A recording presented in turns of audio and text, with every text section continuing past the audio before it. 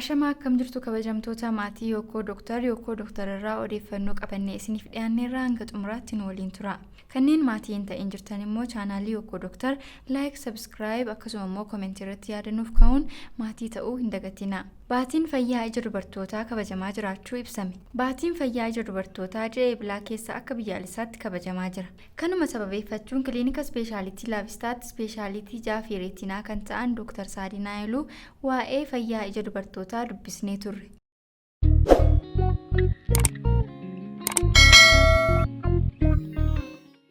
Maqaan koo Dr. Saadinaa Iluu jedhama. Ani hakiimii ijaadha. Ispeeshaalistii reetinaadha. Kan hojjetu kiliinika addaa laavistaa kan ijaa kan ta'e achi hojjedha. Ji'a Eebila guutuun Women Eye Health Month jedhameedha kan kabajamu. Maaliif rakkinni ijaa dubartoota jiranii baay'ee waan ta'aniif akka ilaalcha keessa galuuf jedhameedha kan jalqabame. Kanaafiyyuu baatiin kun guutuunsaa yookaan ji'i kun guutuunsaa waa'ee ija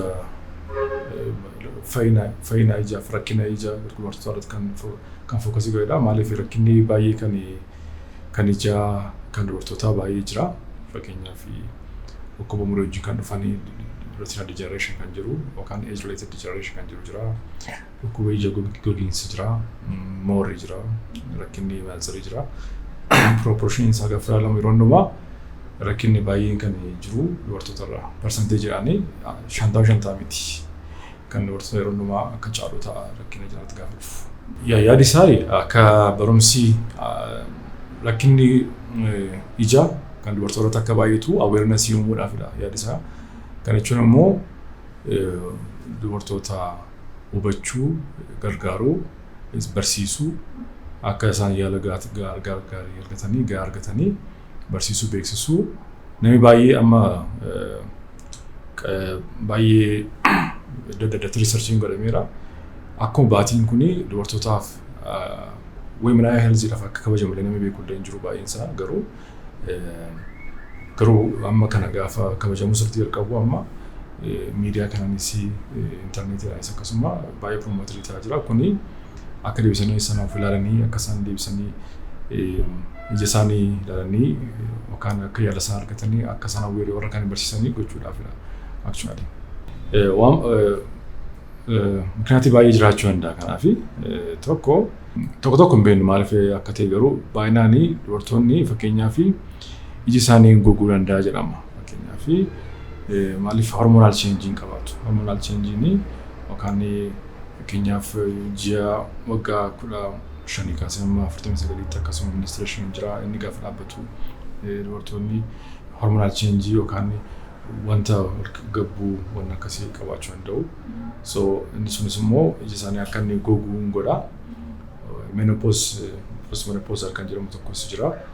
Akka iji isaanii bishaan gahaa akka inni producing goone kan godhu haalli hormoonii nature wajjin kan qabatu jira. Lammaffaa immoo accessii miidiyaa, accessii televizyinii yookaan immoo isaanii nama kan biraa keer godhu waan ta'eedhaaf baay'inaan dubartoonni of isaaniitiif yeroo san kennanii fi yeroo san dhannee fi nyaata baay'ee kaa'ama. Garuu tokko inni ijoo jiru isa kana. Kanaafuu warra gara biraas gargaaruu duwwaatu wantiin of gargaaruu qabu jechuudha dubartoonni akkasidha.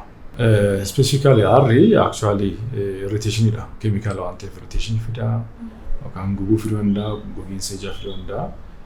Low life yookaan immoo jireenyi akkasii baay'ee jiratti waan keessumaa gogiinsa rakkina heelzii kan biraas fiduu, rakkina fayyina kan biraas fiduu danda'a actually. Kun ni beekamaadha akkasii. Dubartoonni caalaatti gaafa dhiiraa wajjin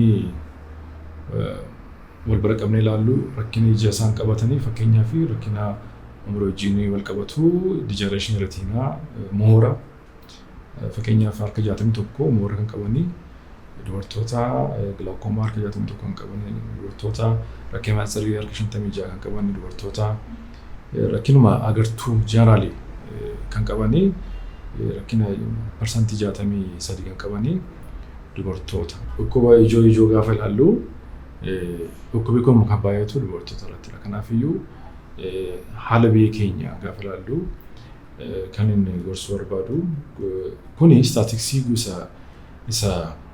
isa intarneetii irra jiru kan immoo isa bakkeetti qabatamedha. Garuu sirriitti immoo gaafa ilaallu kan caalaa ta'uu danda'a biyya keenyatti. Kanaaf iyyuu tokko isaanii baranii mana fayyaa ijaa dhufanii ilaalamu tokko lammaffaan immoo nama kan biraadhaa fi ta'uu duwwaatu waan ta'eef isaanis ta'anii yeroo fi kennu warra kanis barsiisu ituma dhukkubiin dhufu xinnoo waan tokko dhagahamu gaafa dhagahamu daddafanii yeroo aan dhufanii rakkina manatsaris yoo ta'e rakkina manatsaris ta'uu danda'a. Rakkinni isaa rakkina mooraas ta'uu danda'a, rakkina glaukomaas ta'uu danda'a, rakkina infectionis ta'uu danda'a. Daddafanii aksesii sana akka argatanii fi namni nuti wal qabachuu faamiliin akka faamiliitti priority kennuu yookaan immoo jalqaba kennuu dubartootaa fi maaliif kanaaf sirriidha waan ta'aniif abbaan mana yaadachuu ijoollee abbaan ijoollee yaadachuu akkas jedhee yaada. Inni guddaan immoo awarenessii kana dabaluu amma ji'a bila kana keessatti kana waggaan gaafa kabajamu sirriitti barsiisuu barbaada. Akka isaan deebiin filatan gochuu barbaada. Kanaaf iyyuu gorsi koo itoo dhukkubiin ilaalamu of deebiin ilaalu dhukkuba kana yoo sirriitti ilaalamu ta'e baay'een isaa injaamas waan ta'eedhaaf iji isaanii yeroo aan ilaalamu nan gorsa.